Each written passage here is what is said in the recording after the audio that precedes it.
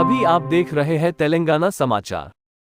తెలంగాణ ఆర్థిక అభివృద్ధికి, ఉద్యోగ ఉపాధి కల్పనకు దోహదపడే పెట్టుబడులు తీసుకురావడం, వ్యూహాత్మక భాగస్వామ్యులు చేసుకోవడమే లక్ష్యంగా ముఖ్యమంత్రి రేవంత్ రెడ్డి గారి అమెరికా పర్యటన ప్రారంభమైంది. న్యూయార్క్ ఎయిర్పోర్ట్ ముఖ్యమంత్రి గారికి బృందానికి ఘన స్వాగతం లభించింది.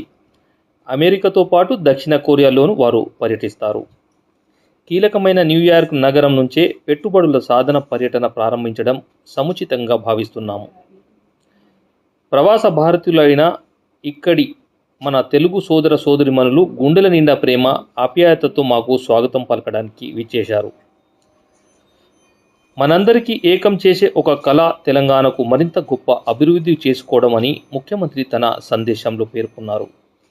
న్యూయార్క్ నగరం నుంచి మొదలైన ఈ పెట్టుబడుల సాధన పర్యటనలో రాబోయే 10 రోజులతో పాటు అమెరికా, దక్షిణ కొరియాలో వివిధ నగరాల్లోనూ ప్రభుత్వ, ప్రైవేట్, వ్యాపార ప్రముఖులతో సమావేశాలు, చర్చలు జరుగుతున్నాయి.